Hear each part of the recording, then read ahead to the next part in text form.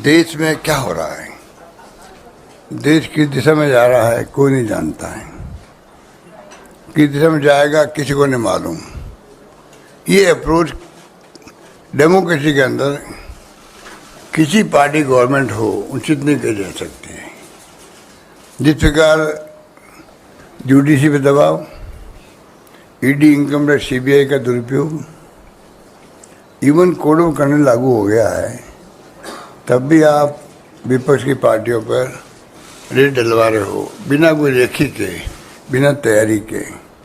इसका मतलब आप फायदा पहुंचा रहे हो उन लोगों को जो चाहते हैं, सत्ता में बैठे हुए हैं।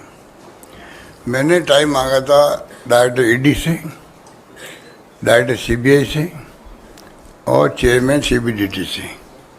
जब राहुल गांधी जी को यहाँ पर 50 घंटे पूछताछ करी गई, पहले दिन ही टाइम मांगा मैंने सिर्फ। जब शुरुआत हुई थी तो मेरे को उचित नहीं है मैं जाके मिलूं उनसे।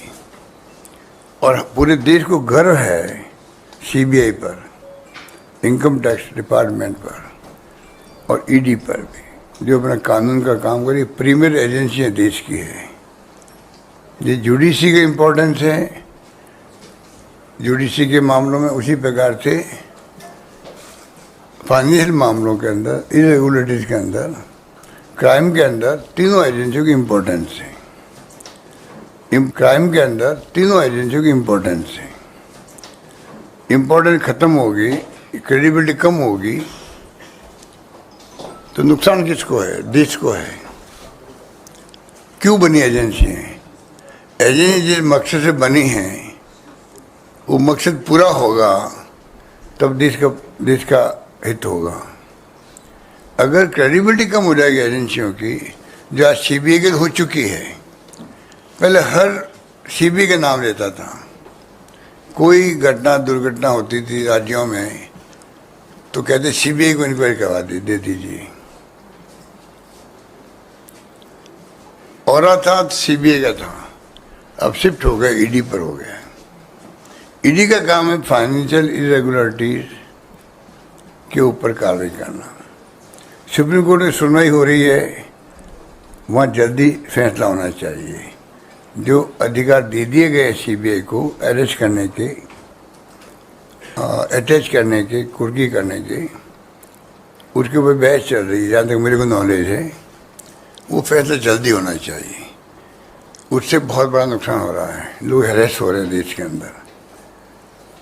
जो पहले इंडस्ट्रियलिस्ट बड़े बड़े होते थे और जहाँ बैंकों के अंदर और सब जगह अगर प्रूव हो जाती थी रेगुलेटरीज तो ईडी घुसती थी वहाँ पर।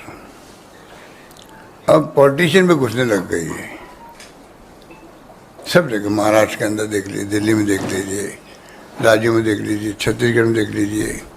जहाँ जब चुनाव आते हैं ईडी पहले पहुँचती है। ये जो मैंने उस वक्त टाइम मांगा था तीनों से, मैं मिलना चाहता हूँ आपसे आकर के।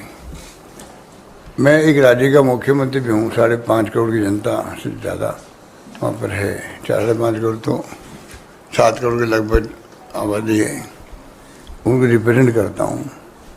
मैं आगे बताना चाहता हूँ कि आप एजेंसी की क्रेडिबिलिटी नीचे जा रही है, जो नहीं जानी चाहिए। हम चाहते हैं कि आपकी विश्वसनीयता बनी रहे, बल्कि आगे और बढ़े। हम आपके साथ हैं।